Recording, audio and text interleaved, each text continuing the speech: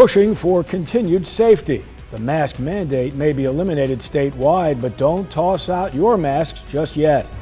Vaccinating kids, efforts to make COVID-19 vaccines available for children. And remembering Prince Philip, the legacy he left to Great Britain and the world. Now on WVTM 13 News at 10. Good evening, everyone. This was Alabama's first day without a statewide mask mandate. Governor Ivey's Safer Apart health order went into effect on Friday. It's a slimmed-down version of the governor's public health order, and eliminating the statewide mask mandate is a part of it. Health leaders say it shouldn't matter if mandates are in place. Jefferson County Health Officer Dr. Mark Wilson strongly urges Alabamians to continue masking up. It doesn't matter what orders we have in place.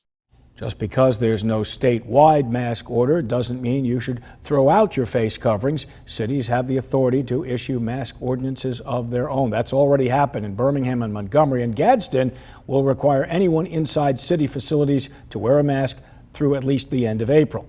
Vaccine eligibility in Alabama is now focusing on younger people, and as WVTM 13's Chip Scarborough explains, it's time for parents to prepare. Another reason for the push to get kids vaccinated, the CDC reporting COVID cases and hospitalizations are up among young people, most of whom have not been vaccinated. As we mentioned, Pfizer is seeking emergency use authorization from the FDA to expand the use of its vaccine for children between 12 and 15 years old. They've shown that thus far in the trial. If approved, the Pfizer vaccine would be the only one authorized for children that young. Before the end of the month, all 50 states are expected to make doses available to everyone at least 16 years of age. Doctors are noticing a trend here in central Alabama. UAB Dr. Sarah Nafziger says women have been more eager to get the vaccine than men. Men, women, and children, the state is urging everyone to get vaccinated to help reach herd immunity. You know, we've things that they need to do. Doctors say for Americans to resume more normal lives, about 85% of the population needs to be immune to the virus. More COVID-19 vaccination sites are popping up. The Birmingham Crossplex set to open as a clinic now. The vaccine will be delivered at that clinic Mondays and Tuesdays until the end of the month, starting next week. It's through a partnership with the Jefferson County Department of Health. The goal is to dispense 1,000 shots a week. In less than 2 weeks, all adults across the country will be eligible for the COVID-19 vaccine. As more of you prepare for the shot, you're probably wondering what to expect, like in which arm should I get the shot? Experts say since it's likely your arm will be sore after the shot for a while, many choose to get it in their non-dominant arm. What about pain relievers if you have side effects? Well, we're told you can take acetaminophen or Tylenol or ibuprofen after your dose. The CDC advises against taking pain relievers before you get the vaccine because those medications prevent inflammation, which is part of the immune response. If you don't have symptoms, that's okay. The big question many are wondering, when will you have immunity? 2 weeks after the final dose. The COVID-19 vaccine is free for everyone. You may still have to show your insurance card if you have one, but you will not have to pay a penny for your vaccination under any circumstances. WVTM 13 has you covered on all things COVID-19. To access that information, you can scan that QR code on the right side of your screen. It's easy to use. Just take out your smartphone and point your camera right at it. You'll see a link drop down from the top of your screen. Click that, and it will take you right to our coronavirus section of the website. That's also where you'll get all the information about the vaccines and how to make an appointment to get them. 2 people are dead after severe storms swept through parts of Louisiana. This is damage from St. Landry Parish. Officials say it's possible a tornado touched down. 1 person died there. Crews are working to restore power tonight. And a 48-year-old Shreveport man was killed when a tree fell on his mobile home last night. Flooding in Mississippi. This is Rankin County after storms rolled through overnight. Many trees knocked down by storms in the capital of Jackson. A rough start to the day along the Alabama Gulf Coast. Large hail fell in Orange Beach this morning. Some of the stones as big as tennis balls. That'll hurt. One medic mom shared some video with us. Hail smashing into the street. And in one place, we saw some swimming pool problems as well. Look at the size. Well, that is a tennis ball, isn't it? Pretty good observation there. Storms moved through the Florida Panhandle as well. A large waterspout came ashore at Panama City Beach. Look at that one go. Some damage reported there. A convenience store is no more, blown apart by what may have been a tornado there. Quite a sight. Happening now, an overturned semi still blocking a portion of Interstate 20 West.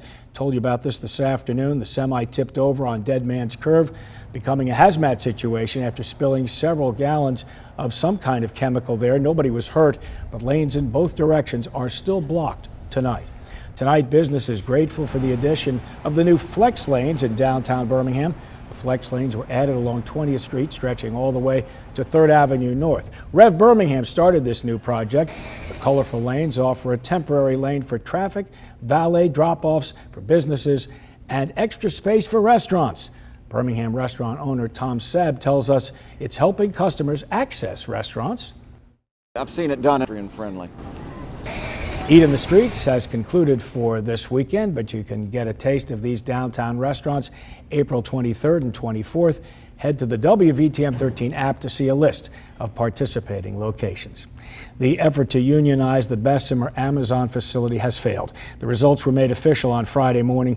Workers at the Bessemer warehouse voted 1,798 to 738 against the effort. The Retail, Wholesale, and Department Store Union is formally challenging the election, charging that Amazon interfered with the right of its Bessemer employees to vote in a free and fair election. Tomorrow, labor unions, community groups, and allies will rally together in support of the Amazon workers. It's going to happen at the Union Hall in Birmingham. Also happening now, a curfew at 3 parks in Birmingham. George Ward, East Lake, and Patton Parks will now close at 6 p.m. on Saturdays and Sundays for the next 3 weeks after the deadly shooting at Patton Park on Easter Sunday. Ariel Yarborough was killed. 5 others were hurt. No arrests have been made. There was a memorial for Ms. Yarborough at Patton Park today, and that memorial followed her funeral at the First Baptist Church of Kingston. The service live streamed on social media. Yarborough was caught in the crossfire of a shooting last Sunday. Another remembrance ceremony this weekend. Luke Ratliff, better known by Alabama fans as Fluff, will be laid to rest tomorrow. The Bama superfan died earlier this month from complications of COVID. The North Carolina native was scheduled to graduate from the University of Alabama this summer with a degree in public relations. Luke Ratliff, seen there in that plaid jacket, was just 23. Ratliff was the leader of the Crimson Chaos basketball fan group on campus. His funeral is set for tomorrow at 12:45 in the afternoon. It will be live streamed on Northport's Capstone Church Facebook page. Tonight, as Prince Philip is mourned across the United Kingdom, he's being remembered as a source of strength by his family and his nation. Here in Alabama, an expert on British history with many ties to England says the prince and his widow, Queen Elizabeth, are known for much more than their love of country. Their longevity, right? Community. A full life of service, privilege, sacrifice, and tragedy spanning 99 years. A ceremonial royal funeral for the late prince will be held next Saturday. The Duke of Edinburgh will not lie in state. Meghan Markle will not be attending Prince Philip's funeral with her husband, Prince Harry. Prince Harry does plan on being there. Markle is pregnant and has been advised by her doctor to avoid the long trip. Harry's attendance will mark the first time he's been reunited with the royal family since he and his wife did that bombshell interview with Oprah Winfrey. Again, a ceremonial royal funeral for the late prince will be held 1 week from today. You're watching WVTM 13 News. Welcome back on this Saturday night. President Joe Biden has released his congressional wish list announcing his funding priorities for his first federal budget. In the president's $1.5 trillion wish list is an increase in the Education Department's budget of nearly 41%, the Health Department by 23%. He's also looking to boost housing assistance for low-income families and address climate change. GOP critics say the president isn't asking enough money for the military and national security. They say the president should balance domestic and defense priorities.